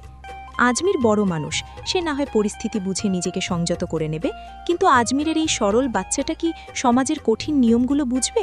ছোট্ট টিঙ্কু তো জানে না যে মেহু কোনোদিনও তার মা হয়ে আসতে পারবে না। মেহুর মায়াগী চেহারার দিকে তাকিয়ে আজমির এই কঠিন কথাগুলো মুখ ফুটে বলতে পারল না। শুধু এক রাশ অস্বস্তি নিয়ে সে টেবিল ছেড়ে উঠে গেল। নাতির চলে যাওয়ার ভঙ্গি দেখে দাদি আফরোজা বানু ঠিকই বুঝতে পারলেন যে আজমিরের মনে কোনো জটিল হিসেব নিকাশ চলছে। আজমির মুখে কিছু না বললেও তার মনের ভেতরের দ্বিধাদ্বন্দ্ব আর অস্থিরতা দাদির অভিজ্ঞ চোখের আড়ালে থাকল না। তিনি পরিষ্কার বুঝতে পারলেন আজমির এমন কিছু নিয়ে ভাবছে যা সে সহজে কাউকে বলতে পারছে না। দাদি আফরোজা বানু নাতির চলে যাওয়ার দিকে তাকিয়ে মনে মনে এক শক্ত সংকল্প করলেন। তিনি ভাবলেন, যে করেই হোক এই নাতিটার জীবনে সুখ ফিরিয়ে আনতে হবে। আজমির তো মাত্র 2 মাসের ছুটিতে এসেছে, এই সময়টুকু পার হয়ে গেলে আবার কবে আসবে তার কোনো ঠিক নেই। হাতে সময় খুব কম, তাই দাদি মনে মনে একটা ফোন দিয়ে এঁটে ফেললেন। গ্রামে জমিজমা নিয়ে বেশ কিছুদিন ধরে একটা ঝামেলা চলছে। দাদি ঠিক করলেন আজমির যেহেতু এখন বাড়িতে আছে, তাই ওকে দিয়েই এই সমস্যার সমাধান করাবেন। তবে আজমিরকে তিনি এবার একা নিবে না। দাদির আসল পরিকল্পনা হলো মেহুকে আজমিরের সঙ্গে নিবে। মেহুকে সাথে নিয়ে গেলে হয়তো ওদের মধ্যকার দূরত্বটা একটু কমবে, আর সেই সুযোগে মেহু আর আজমিরের সম্পর্কটাও এক ধাপ এগোবে। দাদি মনে মনে ঠিক করলেন যে কোনোভাবেই হোক আজমিরকে বুঝিয়ে শুনিয়ে মেহুকে ওদের সঙ্গে করে নেবেন। পরিস্থিতির সুযোগ নিয়ে তিনি এই দুইজনকে কাছাকাছি আসার একটা উপলক্ষ তৈরি করে দিতে চাইলেন, যাতে আজমিরের মনে জমে থাকা বরফ একটু হলেও গলে। রাত 10টা। মেহু নিজের ঘরে চলে যাওয়ার পর আজমির আর দাদি খাবার টেবিলে বসলেন। পরিবেশটা বেশ শান্ত। দাদি সুযোগ বুঝে আজমিরকে জানালেন যে আগামীকাল গ্রামের বাড়ির দিকে যেতে হবে, তাই যেন টিকিটের ব্যবস্থা করা হয়। আজমির অবাক হয়ে দাদির দিকে তাকিয়ে জিজ্ঞেস করল, হঠাৎ গ্রামে কেন যাবে দাদি?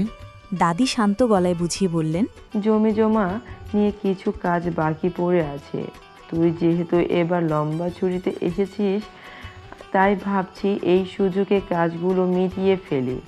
পরে তুই চলে গেলে আবার কবে আসবি তার তো ঠিক নেই, তাই কাজগুলো ফেলে রাখা ঠিক হবে না। আজমির দাদির যুক্তি মেনে নিয়ে বলল, আচ্ছা ঠিক আছে দাদি, আমি ব্যবস্থা করছি। কিন্তু এর পরেই দাদি যখন বললেন 5টা টিকিট কাটবি। তখন আজমির চমকে উঠল। সে ভ্রু কুঁচকে দাদির দিকে তাকিয়ে প্রশ্ন করল, 5টা টিকিট? কেন দাদি, 5টা টিকিট দিয়ে কি হবে?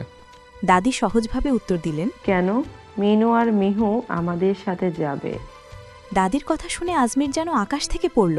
আজমির বুঝতে পারল দাদি মনে মনে কোনো ফুন্দি আঁটছেন। কিছুটা বিরক্ত আর অবাক হয়ে সে বলল, আমাদের গ্রামের বাড়িতে মিনু আন্টি আর মেহু কেন যাবে? দাদি, তুমি কিন্তু এবার বেশি বাড়িয়ে ফেলছ, এসবের কোনো মানে হয় না। আফরোজা বানু ফোন দিলেন মিনুকে। মিনু ফোন ধরতেই তিনি সরাসরি বললেন, তোর কাছে আমার একটা ছোট আবদার আছে, খবরদার না করতে পারবি না কিন্তু। মিনু কিছুটা অবাক হয়ে বলল, কি হয়েছে খালাম্মা? আপনি এইভাবে কেন বলছেন? কি হয়েছে খুলে বলুন। আফরোজা বানু ততার নিজের পরিকল্পনার কথা পারলেন। আমি গ্রামের বাড়িতে যাব 2-3 দিনের জন্য। তুই আর মেহু আমার সাথে যাচ্ছিস, একদম না করবি না। সাথে টিঙ্কুও থাকবে, সবাই মিলে একসাথে ঘুরে আসব। দেখ, সচরাচর তো গ্রামের যাওয়া হয় না, আর কতদিনই বা বেঁচে আছি তার তো ঠিক নেই। চল না 2-3 দিনের জন্য একটু ঘুরে আসি। মিনু আমতা আমতা তারে বলল, খালাম্মা, যাবা তো যায় খালা, কিন্তু বাড়িতে কিছু জরুরি কাজ ছিল যে। আফরোজা বানু ফোড়ন কেটে বললেন, আরে রাখ তোর কাজ, সব কাজ আজমির করে দেবে। তোরা আমার সাথে যাচ্ছিস, ব্যাস এটাই কথা। আমি কিন্তু বড় মুখ করে অলরেডি টিকিটের ব্যবস্থা করে ফেলেছি, এখন না বলে আমাকে ছোট করিস না। পরদিন খুব ভোরে সবাই বের হওয়ার জন্য তৈরি হয়ে নিল। আজমির নিজে হাতে টিঙ্কুকে ঘুম থেকে জাগিয়ে ফ্রেশ করিয়ে নাস্তা খাইয়ে দিচ্ছে। এমন সময় দরজায় নক পড়ল। আজমির তাকিয়ে দেখল মিনু আন্টি আর মেহু এসেছে। মেহুর দিকে তাকিয়ে আজমিরের চোখ আটকে গেল। জাম রঙের একটা টপস আর প্লাজো পরেছে সে, কিন্তু কাঁধে বা বুকে কোনো ওড়না নেই। মেহুকে এভাবে দেখে আজমিরের চোয়াল শক্ত হয়ে এলো। সে হাত মুষ্টিবদ্ধ করে কিছুক্ষণ তাকিয়ে রইল। সবাই যখন গোছগাছ নিয়ে ব্যস্ত, আজমির তখন মেহুকে নিচু স্বরে বলল, আমার রুমে একটু আসো। মেহু কিছু না বুঝেই আজমিরের পিছু পিছু দরজার কাছে আসতেই আজমির ঘুরে দাঁড়িয়ে জিজ্ঞেস করল, এই ড্রেস পরে কেন এসছ? এ পোশাকের বাকি অংশ কোথায়? মেহু ভ্রু কুঁচকে অবাক হয়ে তাকিয়ে রইল, যেন সে বুঝতেই পারছে না কোন অংশের কথা বলা হচ্ছে। মেহুর নির্বিকার ভঙ্গি দেখে আজমির বুঝল এই মেয়ের মাথায় সহজে কথা ঢুকবে না। সে সরাসরি বলল, এটার সাথে ওড়না বা স্কার্ফ কিছু নেই? মেহু সহজভাবে উত্তর দিল। না, এটা তো এভাবেই সেট হয়ে এসেছে। আজমির এবার কিছুটা কঠোর গলায় বলল, আমার ব্যাগ কোথায়? ব্যাগ খুলে অন্য কোনো ড্রেসের ওড়না বা কালো রঙের কোনো স্কার্ফ পরে বের হও। ওটা গায়ে জড়িয়ে তারপর আমার সাথে বের হবে। এভাবে যেতে পারবি না, বড় হয়েছে। এখন চলাফেরার পোশাক আশাক নিয়ে সচেতন হতে হবে। কথাগুলো বলেই আজমির ঘর থেকে বেরিয়ে গেল। মেহু লজ্জায় আর অপমানে চুপ করে দাঁড়িয়ে রইল। মেজর সাহেব আসলে কি বোঝাতে চেয়েছেন সেটা বুঝতে তার বাকি নেই। সে বাধ্য হয়ে ব্যাগ থেকে একটা কালো স্কার্ফ বের করে গলায় ও বুকে জড়িয়ে ঘর থেকে বেরিয়ে এলো। বাইরে এসে আজমির জোরে জোরে দীর্ঘশ্বাস নিচ্ছিল। সে ভাবল, মেয়েটার বয়স বাড়ছে ঠিকই, কিন্তু বুদ্ধি যেন একদমই বাড়ছে না। নারী শরীর যে সময়ের সাথে সাথে পূর্ণতা পায় এবং তা মার্জিতভাবে ঢেকে রাখা প্রয়োজন, সেই কাণ্ডজ্ঞানটুকুও ওর নেই। দাদি এই মেয়েকেই কিনা টিঙ্কুর মা আর মেজর সাহেবের স্ত্রী বানানোর পরিকল্পনা করছেন। আজমিরের মনে মনে হাসি পেল। যাকে এখনও ওড়না পরার কথা শিখিয়ে দিতে হয়, সে কিভাবে সামলাবে এই সংসার? বাস স্টপের ওয়েটিং রুমে বসে বাসের অপেক্ষা করছিল আজমির, আফরোজা বানু, টিঙ্কু, মেহু আর মিনু। দীর্ঘযাত্রার কথা ভেবে আজমির সবার জন্য কিছু শুকনো খাবার কিনে আনল। মাঝপথে খিদে পাওয়া বা টুকটাক মুখ চালানোর অভ্যাস অনেকেরই থাকে, তাই যত্ন করে একটি ব্যাগে বেশ কিছু খাবার গুছিয়ে নিল সে। তাদের এবারের গন্তব্য চট্টগ্রাম জেলা। চট্টগ্রাম আজমিরের বাবার বাড়ি হলেও বাবার সরকারি চাকরির সুবাদে দেশের বিভিন্ন জেলায় তাদের থাকতে হয়েছে। চট্টগ্রামে কখনোই স্থায়ীভাবে থাকা হয়নি বলে আজমিরের কথায় চট্টগ্রামের আঞ্চলিক টান নেই। তবে বাবা মাঝে মধ্যে চট্টগ্রামের ভাষায় কথা বলতেন বলে ভাষাটা সে বেশ ভালোই রপ্ত করেছে। এবারই প্রথম আজমির মেহু আর টিঙ্কুকে নিয়ে বাবার বাড়ির উদ্দেশ্যে চট্টগ্রামে যাচ্ছে। ওয়েটিং রুমে ব্যাগগুলো গুছিয়ে রাখতে রাখতে আজমির সবার দিকে তাকিয়ে জানতে চাইল কারো আর কিছু লাগবে কিনা। বিশেষ করে মেহুর দিকে তাকিয়েই আজমির কথাটি জিজ্ঞেস করল। টিঙ্কুর পছন্দ অপছন্দ আজমিরের মুখস্থ থাকলেও মেহুর সাথে এটাই তার প্রথম দূরে কোথাও যাওয়া, তাই মেহুর কোনো অসুবিধে হবে কিনা বা বাড়তি কিছু লাগবে কিনা তা নিয়েই আজমির বেশি চিন্তিত ছিল। মেহু প্রথমে কিছুটা আমতা আমতা করলেও মিনুর দিকে তাকিয়ে চটপট বলে দিল যে তার চিপস, বাদাম আর আমড়া লাগবে। মেহুর এমন বাচ্চার মতো খাবারের তালিকা দেখে আজমির মনে মনে হাসল। আজমির ভাবল, মেয়েটা কি পুরো রাস্তায় এসব খেয়েই পার করবে?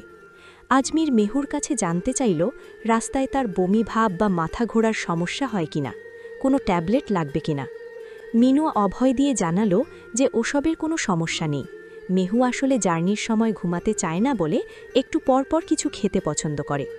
সব শুনে আজমির আবারও বাইরে গিয়ে মেহুর জন্য প্রচুর চিপস, আচার আর সুন্দর করে কাটা আমড়া নিয়ে এলো। ঠিক তখনই কাউন্টার থেকে বাস ছাড়ার ঘোষণা এলো। আজমির দ্রুত ব্যাগগুলো নিয়ে বাসের পেছনের বক্সে রাখল এবং সবাইকে সাবধানে বাসে উঠিয়ে দিল। মিনু আর আফরোজা বানু এক সিটে এবং মেহু আর টিঙ্কু অন্য এক সিটে বসল। সবার ঠিক পেছনের সিটটিতে বসে আজমির তাদের চট্টগ্রাম যাত্রার সূচনা ধরল। রাস্তার দুপাশের প্রাকৃতিক সৌন্দর্য দেখতে দেখতে বাসটি এগিয়ে চলছিল। বাসের ভেতরে মিনু, মেহু, টিঙ্কু আর আজমির টুকটাক গল্পে মেতে থাকলেও একসময় চারপাশ শান্ত হয়ে এলো। ক্লান্ত আজমির সিটে শরীর এলিয়ে দিয়ে চোখ বন্ধ করে কিছুটা আরাম করার চেষ্টা করছিল। হঠাৎ আজমিরের কানে এলো একটি খুব ধীর অথচ স্পষ্ট ডাক, মেজর সাহেব, মেজর সাহেব। আজমির চোখ খুলে তাকিয়ে দেখল মেহু তার সিট থেকে সামান্য পেছনে ঘুরে তাকে ডাকার চেষ্টা করছে। আজমির সিট ছেড়ে উঠে সামনে এসে দাঁড়ালো এবং নিচু স্বরে জানতে চাইল কি হয়েছে। মেহু জানালো টিঙ্কু তার কোলেই ঘুমিয়ে পড়েছে, কিন্তু সে একা ওকে ঠিকমতো শুইয়ে দিতে পারছে না। মেহু যাচ্ছিল টিঙ্কুকে সিটে শুইয়ে দিয়ে ওর মাথাটা নিজের কোলে রাখতে, যাতে ওর ঘুমাতে সুবিধে হয়। আজমির বিষয়টি বুঝতে পেরে সামান্য ঝুঁকে জানালার পাশে বসে থাকা টিঙ্কুকে পরম যত্নে কোলে তুলে নিল। সে খুব সাবধানে টিঙ্কুকে মেহুর কোলে শুইয়ে দিল, কিন্তু ঠিক তখনই বাঁধল এক বিপত্তি। ঘুমের ঘোরেই টিঙ্কু আজমিরের হাত শক্ত করে আঁকড়ে ধরল। আজমির হাতটি ছাড়িয়ে নেওয়ার চেষ্টা করছিল, কিন্তু টিঙ্কু এমনভাবে হাত ধরেছিল যে আজমিরের হাত মেহুর শরীরের খুব কাছাকাছি স্পর্শ করে রইল। টিঙ্কুর হাত ছাড়াতে গিয়ে আজমিরকে আরও খানিকটা ঝুঁকতে হলো, ফলে সে মেহুর একদম কাছে চলে এলো। আজমিরের শরীরের কড়া পুরুষালী পারফিউমের সুঘ্রাণ মেহুর নাকে আসতেই মেহু অজান্তেই চোখ বন্ধ করে এক গভীর শ্বাস নিল। এক অদ্ভুত ভালো লাগা আর শিহরণ মেহুকে আচ্ছন্ন করে ফেলল। আজমির লক্ষ্য করল মেহু চোখ বন্ধ করে ঘন ঘন শ্বাস নিচ্ছে। কি এক মোহে পড়ে আজমিরও স্থির হয়ে গেল। আজমির অপলক দৃষ্টিতে তাকিয়ে রইল মেহুর দিকে। বাসের অন্য সবাই তখন তন্দ্রাচ্ছন্ন, আর সেই স্তব্ধতায় আজমির খুঁটিয়ে খুঁটিয়ে দেখতে লাগল মেহুর বন্ধ চোখ, নাক আর কাঁপতে থাকা ঠোঁটগুলো। মেহুর স্নিগ্ধ মুখশ্রীর দিকে তাকিয়ে আজমির যেন সময়ের হিসেব হারিয়ে ফেলল। পাঁচলাইশের ব্যস্ত শহর ছাড়িয়ে কিছুটা ভেতরে ঢুকতেই চোখে পড়ে সবুজ গাছপালায় ঘেরা এক শান্ত আভিজাত্যের ছাপ। সেখানেই দাঁড়িয়ে আছে আজমিরের পূর্বপুরুষদের স্মৃতি বিজড়িত সেই বিশাল অট্টালিকা মীর মঞ্জিল। যদিও আজমিরের বাবার সরকারি চাকরির সুবাদে তারা বছরের পর বছর শহরের বাইরে কাটিয়েছেন, কিন্তু নারীর টানে পৈতৃক এই ভিটের প্রতি যত্ন কখনোই কম ছিল না। নিয়মিত রক্ষণাবেক্ষণের কারণে দোতলায় বিশাল বাড়িটি আজও তার আভিজাত্য নিয়ে সগৌরবে দাঁড়িয়ে আছে। বাস থেকে নামার পর আজমির একটি ক্যাব ভাড়া করে নিল। গাড়িটি যখন মীর মঞ্জিলের প্রধান ফটকের সামনে এসে থামল, তখন মেহু অবাক চোখে তাকিয়ে রইল বিশাল সেই সিংহদ্বারের দিকে। ফটক পেরিয়ে ভেতরে ঢুকতেই দেখা যায় দুধারে দেবনারু গাছের সারি আর মাঝখানে ইটের বিছানো পথ, যা সোজা চলে গেছে মূল বাড়ির বারান্দায়। বাড়ির কাঠামোটি পুরনো ধাঁচের হলেও এর রং আর কারুকাজ এখনও নতুনের মতো ঝকঝক করছে। প্রশস্ত বারান্দার ভারী থামগুলো এবং কাঠের খিলান করা জানালার পাল্লাগুলোয় ফুটে আছে আভিজাত্যের ছাপ। বাড়ির দোতলায় ওঠার সিঁড়িটি সেগুন কাঠের তৈরি, যার প্রতিটি ধাপে পা রাখলে এক ধরনের গাম্ভীর্য অনুভব করা যায়। ওপরের তলার বিশাল বারান্দায় দাঁড়ালে পেছনের বাগান আর শান বাঁধানো পুকুরটি স্পষ্ট দেখা যায়।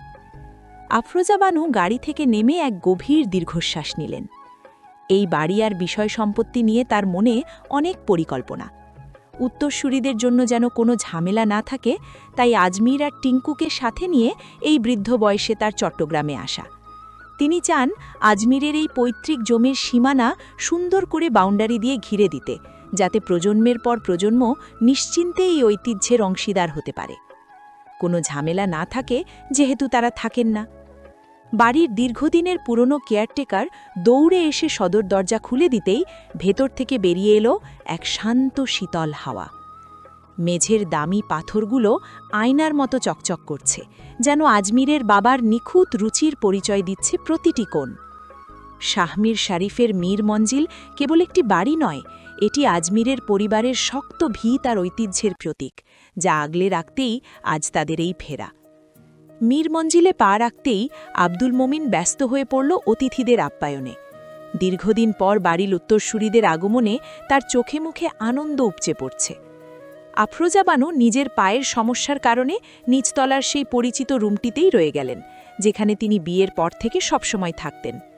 আর আব্দুল মোমিন একে একে সবাইকে তাদের নির্ধারিত ঘরে পৌঁছে দিল।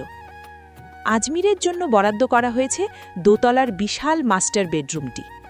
রুমের ভেতরে ঢুকতেই এক ধরনের রাজকীয় আমেজ পাওয়া যায়। বিশাল মেহগানি কাঠের পালঙ্ক, যার চারদিকে নকশা করা কারুকাজ। একপাশে বাবার আমলের একটি বড় পড়ার টেবিল, আর অন্য পাশে দেয়াল জুড়ে বইয়ের তাক। রুমের সাথে লাগোয়া বিশাল বারান্দা, যেখান থেকে পুরো বাগান দেখা যায়। জানালার ভারী পর্দাগুলো সরিয়ে দিতেই বিকেলের নরম আলো এসে পড়ল রুমের মসৃণ মেঝেতে। বাবার সরকারি মেজাজের মতোই ঘরটি একদম গোছানো আর পরিপাটি। আজমিরের ঠিক পাশের রুমটি দেওয়া হলো মেহু আর মিনুকে। এটি মূলত বাড়ির সবচেয়ে সুন্দর গেস্টরুম। সাদা দেয়ালের সাথে নীল রঙের জানালার পর্দাগুলো ঘরের ভেতর এক স্নিগ্ধ পরিবেশ তৈরি করেছে। পালঙ্কটি আধুনিক ধাঁচের হলেও তাতে বনেদি ছোঁয়া আছে। মেহু রুমে ঢুকেই অবাক হল জানালার পাশ দিয়ে উকি দেওয়া আমলকি গাছটি দেখে। ঘরে একটি কাঠের আলমারি আর নকশা করা বড় আয়না আছে, যা দেখে মেহুর মনটা খুশিতে ভরে উঠল। কিছুক্ষণ পরই নিচ থেকে আব্দুল মোমিনের চট্টগ্রামের আঞ্চলিক ভাষায় ডাক শোনা গেল। সে আজ রাতের খাবারের জন্য চট্টগ্রামের বিখ্যাত সব পদ রান্না করেছে। ডাইনিং টেবিলে খাবার সাজিয়ে সে খুশিতে গদগদ হয়ে বলতে লাগল, আয়ুন আয়ুন, বেগুন জলদি আয়ুন। গরুর গোস্তরে একেবারে কালো করে গুনা করছি, কালা গুনা আর সাথে দিয়ে নলা পা আর গরম গরম আতপ চালের ভাত। মেহু মামনি তোয়াল্লাই স্পেশাল করে চনার ডাল দিয়ে হাঁসের মাংস রান্না করছি, আর পেট ভরি খাইবেন। আই বেগুন নিজের হাতে রাঁধছি। আব্দুল মোমিনের মুখে অনর্গল চট্টগ্রামের চাটগাঁইয়া ভাষা শুনে মেহু রীতিমতো পাথর হয়ে দাঁড়িয়ে রইল। তার চোখ দুটো বড় বড় হয়ে গেল, মুখে কোনো কথা নেই। মনে হচ্ছে মেহু ভিন্ন গ্রহের কোনো ভাষা শুনছে। সে একবার আব্দুল মোমিনের দিকে তাকাচ্ছে, আবার মিনুর দিকে, তো আরেকবার আজমিরের দিকে তাকাচ্ছে, যেন বোঝার চেষ্টা করছে লোকটা আসলে তাকে কি খেতে বলছে নাকি কোনো মন্ত্র পড়ছে। মেহুর এমন ভ্যাবলা হয়ে তাকিয়ে থাকা দেখে আজমিরের প্রচণ্ড হাসি পেয়ে গেল। সে ঠোঁট টিপে হাসি চেপে রাখার চেষ্টা করল, কিন্তু মেহুর অসহায় চাউনি দেখে আর পারল না, শব্দ করে হেসে উঠল। আজমিরের হাসি দেখে মেহু এবার একটু বিরক্ত হয়ে মুখটা বাঁকালো, যেন বলতে চাইছে, আমি কিছুই বুঝছি না আর আপনি হাসছেন। আজমির কোনো মতে হাসি থামিয়ে মেহুর পাশে গিয়ে দাঁড়ালো। মেহুর কানের কাছে মুখ নিয়ে নরম গলায় বাংলায় তর্জমা করে বলতে শুরু করল, আরে ঘাবড়ানোর কিছু নেই। আব্দুল মোমিন বলছে সবাই জলদি খেতে আসুন। সে খুব যত্ন করে গরুর মাংস দিয়ে চট্টগ্রামের বিখ্যাত কালাভুনা রান্না করেছে, আর বিশেষ করে তোমার জন্য রান্না করেছে হাঁসের মাংস দিয়ে ছোলার ডাল। বলছে আজ যেন সবাই পেট ভরে খায়। পুরো বাড়িতে এখন মশলার সুন্দর ঘ্রাণ আর হাসি খুশি পরিবেশ। চট্টগ্রামের আতিথেয়তা আর আব্দুল মোমিনের আন্তরিকতায় মিহু আর মিনুর পথের ক্লান্তি মুহূর্তেই উধাও হয়ে গেল। খাবার টেবিলে বসা মেহু তখনও বিস্ময় বিমূঢ়। আজমিরকে সে সবসময় রাশভারী আর গাম্ভীর্যপূর্ণ একজন মানুষ হিসেবেই দেখেছে, কিন্তু সেই মানুষটিই যে এত সাবলীলভাবে চট্টগ্রামের আঞ্চলিক ভাষায় কথা বলতে পারে তা তার কল্পনারও বাইরে ছিল। মেহুর সেই অবাক চাহনি লক্ষ্য করে আজমির একটু মৃদু হাসল। তারপর আজমির আব্দুল মোমিনের দিকে তাকিয়ে অত্যন্ত আপন সুরে চট্টগ্রামের ভাষায় বলতে শুরু করল, আব্দুল মোমিন ভাই কেমন আছেন? রন্ধন তো ব্যাকুন খুব মজা ইয়ে। বাড়িঘর দিয়ে ওর খুব সুন্দর গড়ি পরিপাটি করে রাখেন। বাড়িতে হওয়া খবর কি? মানছেন ব্যাকুন গম আসেন না? আব্দুল মোমিন বললেন, আই গম আছি আজমির ভাই, ওরা আইলে আর খুব ভালো লাগে। বড় সাহেব আজমিরের বাবা থাকলে তো বাড়িঘর কত সুন্দর থাকতো। এখন ওরা আইসে বলি আমি ঘর দুয়ার বেগুন দুই মুচি চকচক করছি। বাড়িতে বেগুন গম আছে, আল্লাহর রহমতে বেগুনের কিছু নয়। আজমির ও আব্দুল মোমিনের সাবলীল ভাষায় চট্টগ্রামে ভাষায় কথা বলা দেখে টিঙ্কু ও মেহু অবাক হয়ে হাঁ হয়ে তাকিয়ে থাকবে। তাদের কাছে মনে হচ্ছে যেন ভিন্ন গ্রহের দুটি প্রাণী কথা বলছে। সবকিছু দেখে আফরোজা বানু মিনু হাসছে। দুপুরের খাবার শেষে বাড়ির সবাই নিজ নিজ ঘরে বিশ্রাম নিচ্ছিল। বিকেল গড়াতেই আজমির সবাইকে নিয়ে বের হলো। যেহেতু অনেকদিন পর গ্রামে আসা, তাই পাশের বাড়িতে থাকা চাচাতো ভাই বোন এবং আত্মীয় স্বজনদের সাথে দেখা করাটা জরুরি। আজমির ঠিক করল একটি একটি করে সব বাড়িতে যাবে এবং সবার সাথে কুশল বিনিময় করবে। আজমিরদের সচরাচর গ্রামে আসা হয় না, তাই পোশাক আশাকের ব্যাপারে সবাই বেশ সচেতন।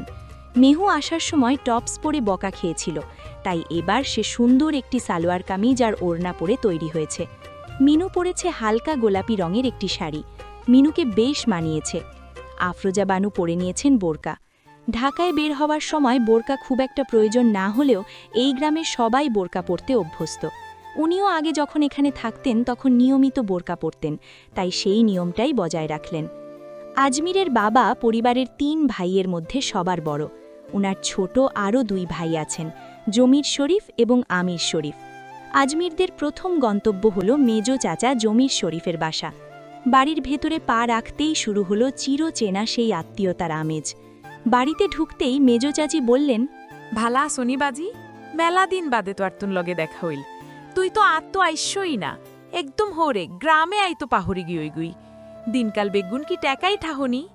না চাচি আম্মা, আই টাকা ন থাই, আই ক্যান্টনমেন্টে কুমিল্লা থাই, দাদি টাকা থায়। চাচি সবার দিকে তাকিয়ে কুশল বিনিময় করছিলেন, কিন্তু হঠাৎ মেহুর দিকে নজর যেতেই তিনি চমকে উঠলেন। এতটুকু সুন্দর একটা মেয়ে, তার জানা মতে তাদের কোনো আত্মীয়র মধ্যে এমন কেউ নেই। চাচি মনে মনে নিশ্চিত হলেন যে এটি নিশ্চয়ই আজমিরের নতুন বউ। তিনি দেরি না করে মেহুকে পরম আদরে জড়িয়ে ধরলেন এবং খুশিতে গদগদ হয়ে চট্টগ্রামের আঞ্চলিক ভাষায় চিৎকার করে বাড়ির সবাইকে বলতে লাগলেন, আরা বাড়ির বেগুনত্তুন বড় জোয়ার বউ আইসে, বড় বউরে বেগুন বরণ গড়ি ল, চেয়ার পাড়ি দি বই তো দ। বউ সাই তো মেলা সুন্দর ইসে, মাশাল্লাহ। মেহু হাসার কিছুই বুঝতে পারল না, তবে চাচির আবেগ আর আদর দেখে সে বোকাশোকাভাবে মাথা নেড়ে বলল, জি জি, ঠিক বলেছেন চাচি আম্মা। চাচি তখন খুশি হয়ে মেহুর 2 গালে 2টো চুমু খেলেন এবং চেয়ার এগিয়ে দিয়ে তাকে বসতে বললেন। মেহু বসলে সবাই খুব হাসি হাসি মুখ করে তার দিকে তাকাতে লাগল। রোহান মীর আজমিরের চাচাতো ভাই হাই হ্যালো করল। সাফা আজমিরের ছোট 10 বছরের চাচাতো বোন খুশিতে গদগদ কণ্ঠে বলল, অনেক যে কর সুন্দর, অনর গায়ের ছামখানি কত ফর্সা সুন্দর চাই লাগে, অনর হাইতুন ইয়াটো কর সুন্দর লাগে। মিনু আন্টির চেহারাতেও বিস্ময়, কারণ তিনিও কথাগুলো পুরোপুরি বুঝতে পারেননি। দাদি সব বুঝতে পেরেও কোনো ভুল ভাঙানোর চেষ্টা করলেন না, বরং মুখ টিপে হাসতে হাসতে মাটির দিকে তাকিয়ে রইলেন। পরিস্থিতি বেগতিক দেখে আজমির হালকা ঝুঁকে মেহুর কানের কাছে ফিসফিসিয়ে বলল, তুমি কিছু না বুঝে যে জি করছো, তুমি কি জানো চাচিমা আসলে কি বলেছেন? মেহু নিজের বুদ্ধিমত্তা জাহির করে ফিসফিসিয়ে উত্তর দিল, যখন কিছু বুঝতে পারবেন না তখন সুন্দর করে মাথা নাড়বেন, এতে অন্তত ভদ্রতা বজায় থাকে। আজমির দীর্ঘশ্বাস ফেলে ভাবল, এই মেয়েকে এখন বুঝিয়ে কোনো লাভ নেই। আজমির শুধু বলল, ঠিক আছে, তুমি অনেক বুদ্ধিমতী। এরপর সে অন্যদিকে মুখ ফিরিয়ে নিল। মনে মনে ঠিক করল পরে কোনো এক সময় চাচিকে সবটা বুঝিয়ে বলবে। এই মুহূর্তে মিনু আন্টির সামনে ব্যাপারটা নিয়ে কথা বাড়াতে চাইল না আজমির, কারণ আন্টি নিজেও যখন কিছু বুঝতে পারেননি তখন আপাতত চুপ থাকাই শ্রেয়। জমির শরীফের বাড়ি থেকে বিদায় নিয়ে আজমিররা যখন চাচার আমির চাচার বাড়ির আঙিনায় পা রাখল, সেখানেও যেন খুশির জোয়ার বয়ে যাচ্ছিল। 10 বছরের চঞ্চল রাদীপ আর 14 বছরের লাজুক রাফু গেটের সামনেই দাঁড়িয়েছিল নতুন অতিথিদের পথ চেয়ে। মেহু আর টিঙ্কুকে দেখা মাত্রই তাদের আনন্দ যেন বাঁধ মানল না। পুরো এলাকায় আগুনের মতো খবর ছড়িয়ে পড়েছে যে আজমি আজ বউ নিয়ে বাড়িতে এসেছে, তাই চারদিকে সাজ সাজ রব আর এলাহি সব খাবারের আয়োজন। আজমির বারবার চেষ্টা করছিল সত্যিটা বলতে, কিন্তু লজ্জায় আর পরিস্থিতির চাপে কথাগুলো তার গলার কাছেই আটকে যাচ্ছিল। সে যতবারই মুখ খুলতে যায় কেউ না কেউ নতুন কোনো হাসাহাসি বা গল্পের তোড় নিয়ে আসে। এর মাঝেই দাদি এক ফাঁকে আজমিরকে আড়ালে ডেকে নিলেন। দাদি রহস্যময়ভাবে একটা চোখ টিপে ইশারা করে ফিসফিসিয়ে বললেন যে এখন মিনুর সামনে এই নিয়ে কোনো কথা তোলার দরকার নেই, যা চলছে তা যেন এভাবেই চলতে থাকে। আজমির দাদির এই নীরব সমর্থন দেখে অবাক হলেও মনে মনে ঠিক মনে হলো না। এদিকে মেহু আর টিঙ্কুর অবস্থা দেখার মতো। রাদীপ আর রাফু দুজনেই তাদের দুজনকে ঘিরে ধরে চট্টগ্রামের আঞ্চলিক ভাষায় অনর্গল কথা বলে যাচ্ছে। মেহু আর টিঙ্কু যদিও সেই ভাষার পাঠোদ্ধার করতে পারছিল না, কিন্তু মানুষের চোখের অকৃত্রিম মমতা আর আদুরে চাহনি তারা ঠিকই অনুভব করতে পারছিল। কোনো কথা না বুঝেই তারা এই ভালোবাসার বন্যায় অদ্ভুত এক তৃপ্তি নিয়ে ভাসতে লাগল। হঠাৎ করেই মুরব্বীরা সবাই মিলে মেহু আর টিঙ্কুকে ঘিরে ধরলেন। চট্টগ্রামের চিরচেনা ঐতিহ্য অনুযায়ী তারা নতুন মেহমানকে বরণ করতে শুরু করলেন। বড়রা একে একে মেহুর হাতে ছোট ছোট সোনার আংটি ও গয়না পরিয়ে দিলেন এবং টিঙ্কুর হাতে গুজে দিলেন করকরে টাকার নোট। আজমির পাশ থেকে বারংবার না না করে বাধা দেওয়ার চেষ্টা করছিল, কিন্তু আজ যেন তার কথা শোনার মতো কান কারও নেই। পরিস্থিতি এখন এতটাই নিয়ন্ত্রণের বাইরে যে আজমির নিজের বাড়িতেই নিজে অসহায় বোধ করতে শুরু করল। মিনু অবশ্য কিছুটা হকচকিয়ে গেল। এত উপহার আর বিশেষ খাতির দেখে তার মনে সন্দেহের দানা বাঁধতে শুরু করেছিল। সে যখন জিজ্ঞাসু দৃষ্টিতে তাকালো, তখন দাদি পরম মমতায় তাকে আগলে ধরে বোঝালেন, মা, এটা আমাদের চট্টগ্রামের নিয়ম। নতুন কেউ বেড়াতে এলে তাকে সোনা আর টাকা দিয়ে আশীর্বাদ করা হয়। এমন সহজ ও সাবলীল ব্যাখ্যায় মিনু আশ্বস্ত হয়ে হাসল বটে, কিন্তু আজমির কপালে তখন দুশ্চিন্তার ভাঁজ। এই ভুলের পাহাড় তাকে শেষ পর্যন্ত কোন বিপাকে ফেলে দেয়। সবার সাথে দেখা সাক্ষাৎ শেষ করে আজমিররা শেষমেশ বাসায় ফিরল। ঘরে ঢুকেই আজমির দাদিকে একরকম টেনে তার রুমের ভেতর নিয়ে গেল। নিজের বিরক্তি চেপে না রেখে আজমির বলল, দাদি, এসব কি হচ্ছে? ঠিক হচ্ছে না কিন্তু। আশেপাশে সব মানুষ জেনে গেল মেহু আমার স্ত্রী, অথচ আসল সত্যটা সম্পূর্ণ আলাদা। মিনু আন্টি বা কি মনে করবেন? তুমি কেন এত বড় একটা ধারণা সবাইকে গেঁথে দিলে? দাদি আফরোজা বানু শান্ত স্বরে উত্তর দিলেন, আমি কাল সকালে গিয়ে সবার সাথে একা একা কথা বলবো। আমি চাচ্ছিলাম না আজ সবার সামনে এমন কোনো পরিস্থিতি তৈরি হোক যাতে মিনু লজ্জা পায় কিংবা আমাদের মান সম্মান নিয়ে টানাটানি হয়। আমি কাল সব বুঝিয়ে বলবো যে আসলে এমন কিছুই নেই। তুই অহেতুক টেনশন করিস না। তিনি আজমির দিকে তাকিয়ে আরও যোগ করলেন, মিনু আর মিহু তো এই অঞ্চলের মানুষ না, তাই গ্রামের কে কি ভাবলো না ভাবলো তাতে ওদের কিছু যায় আসে না। তোর জন্য বিষয়টা ঝামেলার হতে পারে, সেটা আমি কাল সকালেই সামলে নেব। আজকে তো দেখলি পরিবেশটা কেমন ছিল। পরিস্থিতি এমন হয়ে গিয়েছিল যে চাইলেও কিছু বলা যাচ্ছিল না। আজমির দাদির চোখের দিকে তাকিয়ে বোঝার চেষ্টা করল দাদি আসলে কি চাইছেন। আজমিরের কেন যেন মনে হচ্ছে দাদি ইচ্ছে করেই সবার ভুল ভাঙাননি। আজমির মাথা নেড়ে বলল, যা হচ্ছে একদম ঠিক হচ্ছে না দাদি। অন্তত ওনাদের অগোচরে এমনটা হওয়া মোটে উচিত নয়। এই বলে আজমির গজগজ করতে করতে রুম থেকে বেরিয়ে গেল। দাদি পিছন থেকে কিছুটা অভিমানী সুরে বলে উঠলেন, হ্যাঁ রে, এখন সব দোষ তো আমারই মনে হবে। আমি ভালো করলেও দোষ, খারাপ করলেও দোষ। দুনিয়ার যত দোষ সব আমার ঘাড়ে চাপিয়ে দে গোলাম। আজমি দাদির রুম থেকে রাগ নিয়ে বের হয়ে নিজের রুমে ঢুকতে যাবে, ঠিক তখনই দেখল মেহু আর টিঙ্কু তার বিছানায় বসে গভীর মনোযোগে কি যেন একটা করছে। আজমির একটু সামনে এগিয়ে গিয়ে দেখল দুজন মিলে মহা উৎসাহে লুডো খেলছে। মেহুর তো ভীষণ মেজাজ খারাপ, কারণ তার কিছুতেই ছক্কা উঠছে না। অন্যদিকে টিঙ্কুর আবার ছক্কা উঠছে ঠিকই, কিন্তু সে বুঝতেই পারছে না কোন গুটি চালবে। সে তো অতটা বুদ্ধিমান নয়। বাবাকে দেখা মাত্রই টিঙ্কু আদুরে গলায় বলে উঠল, পাপা, আমি এখানে চাল দিতে পারছি না, তুমি আমার হয়ে খেলে দাও। আজমি নিজে ভেতরে সব রাগ আর অস্থিরতা চেপে রাখল। ওদের ওপর সেই মেজাজটা দেখানো ঠিক হবে না ভেবে সে টিঙ্কুর পাশে ধপ করে বসে পড়ল। শান্ত গলায় জিজ্ঞেস করল, ঠিক আছে, তোমার কোন গুটিগুলো?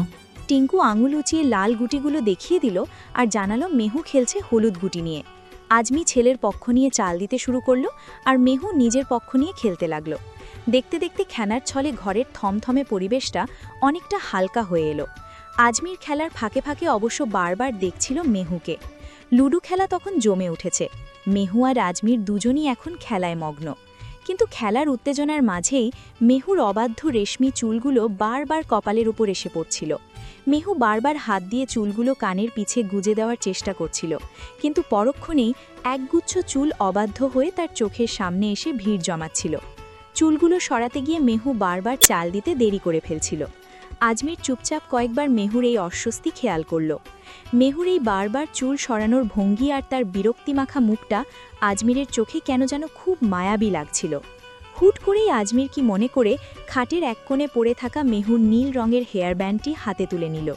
মেহুকে কিছু বলার সুযোগ না দিয়েই আজমির ধীর পায়ে উঠে গিয়ে মেহুর ঠিক পেছনে দাঁড়ালো। মেহু কিছুটা চমকে গিয়ে স্থির হয়ে বসে রইল। আজমির অত্যন্ত যত্ন আর গভীর মমতায় মেহুর সেই অবাধ্য রেশমি চুলগুলো নিজের হাতের মুঠোয় তুলে নিল। আজমিরের আঙুলের কোমল স্পর্শ মেহুর ঘাড়ে আর কানের পাশে লাগতেই মেহুর সারা শরীরে যেন এক লহমায় বসন্তের হাওয়া বয়ে গেল। মেহু এক মুহূর্তের জন্য যেন নিঃশ্বাস নিতে ভুলে গেল। আজমির খুব নিখুঁতভাবে চুলগুলো গুছিয়ে নিয়ে হেয়ার ব্যান্ড দিয়ে বেঁধে দিল। অস্বস্তির আজমিরেরও হচ্ছে, কিন্তু বুঝতে দিল না। দুইজনের মাঝে এক অদ্ভুত নীরবতা বিরাজ করছিল, যেখানে কেবল হৃৎস্পন্দনের শব্দ শোনা যাচ্ছিল। চুলগুলো বেঁধে দিয়ে আজমির যখন সরে এলো, মেহু তখনও পাথরের মূর্তির মতো বসেছিল। আজমির এই ছোট্ট কিন্তু গভীর যত্নটুকু মেহুর হৃদয়ের একদম গভীরে গিয়ে যেন এক অদ্ভুত ভালো লাগার পরশ বুলিয়ে দিল। রাত 11টা বেজেছে। দিন শেষে এই সময়টা আজমিরের জন্য বেশ শান্ত। সে টিঙ্কুকে নিয়ে বিছানা গুছিয়ে মশারি টাঙিয়ে শুয়ে পড়েছে, কিন্তু শরীর বিছানায় থাকলেও আজমিরের মনটা শান্ত নেই। শুয়ে শুয়ে সারাদিনের সব অদ্ভুত ঘটনাগুলো নিয়ে ভাবছে। সব কিছু কেমন ওলটপালট হয়ে গেল। এখন জানাজানি হয়ে গেছে যে মিহু আজমিরের বিবাহিত স্ত্রী। আজমির দুশ্চিন্তায় আছে মিনু আন্টি যদি কোনোভাবে এসব কথা শুনতে পায় তবে সে কি ভাববে। অন্যদিকে দাদির মতলব আজমিরের কাছে পরিষ্কার। সে বারবার নিজেকে বোঝানোর চেষ্টা করছে, পরিস্থিতির সাথে মানিয়ে নিতে চাইছে, কিন্তু কিছুতেই মনকে স্থির করতে পারছে না। আজমির স্পষ্ট বুঝতে পারছে নিজের মনের উপর তার আর কোনো নিয়ন্ত্রণ নেই। সকাল 9টা। নাস্তার টেবিলে বসে টিঙ্কুকে খাইয়ে দিচ্ছে আজমির। ঠিক তখনই ডান দিকে তাকিয়ে অবাক হয়ে গেল। দেখল মেহু খুব সুন্দর করে শাড়ি আর গয়না পরে নিচে নেমে আসছে। তার সাথে মিনু আন্টি আর দাদিও আছে। মেহুকে এভাবে দেখে আজমির বারবার শুকনো ঢোক গিলছে। এত অল্প বয়সের একটা মেয়েকে দেখে এখন মনে হচ্ছে যেন সে কোনো এক পাকা গৃহিণী। আজমির বুঝতে বাকি নেই যে এই সাজগোজের পেছনে পুরোটাই দাদির হাত। দাদিই খুব পরিকল্পনা করে মেহুকে এভাবে সাজিয়ে গুছিয়ে সামনে নিয়ে এসেছেন। বাস্তবতাটা আজমিরের জন্য বড় অদ্ভুত। মেহুকে এমন রূপে দেখে তার চোখে যেমন এক ধরনের শান্তি লাগছে, মনে ঠিক ততটাই অশান্তি শুরু হয়েছে। তার ভেতরটা কেমন দমবন্ধ হয়ে আসছে। মনে হচ্ছে উত্তেজনায় আর দুশ্চিন্তায় এখনই বুঝি হৃৎপিণ্ডটা বন্ধ হয়ে যাবে। দাদি আর মিনু আন্টি মেহুকে নিয়ে এসে নাস্তার টেবিলে বসালেন। আজমির বারবার আর চোখে মেহুর দিকে তাকাচ্ছে। আজমির চাইছে না তাকাতে, কিন্তু নিজের চোখের ওপর তার কোনো নিয়ন্ত্রণ নেই। আজমিরের নিজের ওপরই খুব রাগ হচ্ছে। মনে হচ্ছে নিজেকে নিজে আচ্ছা করে বকা দেয়। সে দাদির সাজানো এই নাটকের বিরুদ্ধে মনে মনে যুদ্ধ ঘোষণা করতে চায়, অথচ প্রতিবারই দাদির পাতা ফাঁদে সে নিজেই পা দিয়ে বসে। পুরো ব্যাপারটা যেন জেনে বুঝে বিষ পান করার মতো। দাদি বারবার টোপ ফেলছে আর আজমির না চাইতেও সেই টোপ গিলে ফেলছে। দাদি আর মিনু আন্টি হাসতে হাসতে কথা বলছেন। দাদি বাড়ির মমিনকে ডেকে বললেন, মমিন, আজ দুপুরে কোনো রান্না বান্না হবে না, আমাদের দাওয়াত আছে। তারপর আজমিরের দিকে তাকিয়ে জানালো যে আজ দুপুরে তার এক দূর সম্পর্কের চাচার বাড়িতে সপরিবারে দাওয়াত খেতে যেতে হবে। সবাই মিলে নাস্তা শেষ করে চাচার বাড়ির উদ্দেশ্যে বের হলো। টিঙ্কু শক্ত করে মেহুর হাত ধরে আছে। মেহুর জন্য শাড়ি পরে হাঁটা বেশ কষ্টকর হচ্ছে, তবুও সে টিঙ্কুর হাত ধরে সাবধানে ধীরে ধীরে এগোচ্ছে। রাস্তায় এসে দেখা গেল গন্তব্য খুব বেশি দূরে না হলেও মেহুর এই সাজ পোশাকে হেঁটে যাওয়া সম্ভব নয়। একটা রিকশা দরকার। প্রথম রিকশাটা আসার সাথে সাথে আজমির দাদি আর মিনু আন্টিকে তাতে তুলে বিদায় করে দিল। এখন আরেকটি রিকশার জন্য দাঁড়িয়ে আছে আজমির, মেহু আর টিঙ্কু। আজমির চেয়েছিল মিনু আন্টির সাথে মেহুকে পাঠিয়ে দিতে, কিন্তু টিঙ্কু কোনোভাবেই মেহুর হাত ছাড়তে রাজি নয়। অগত্যা তাদের তিনজনকেই পরের রিকশার অপেক্ষায় একসাথেই দাঁড়িয়ে থাকতে হলো। বিপত্তিটা ঘটল রিকশা নিয়ে। অনেকক্ষণ দাঁড়িয়ে থেকেও কোনো রিকশা পাওয়া যাচ্ছে না। এরই মধ্যে পথের একজন জানালো মেইন রাস্তা দিয়ে না গিয়ে যদি মাঠের ধারের নিচু রাস্তা দিয়ে যাওয়া যায় তবে অনেক তাড়াতাড়ি পৌঁছানো সম্ভব। চাচার নাম বললে গ্রামের যে কেউ বাড়িটি দেখিয়ে দেবে। আজমির কিছুটা চিন্তায় পড়ে গেল। মেহু আর টিঙ্কু এত পথ হাঁটতে পারবে কিনা সেটাই বড় কথা। কিন্তু মেহু উল্টো উৎসাহ নিয়ে বলল,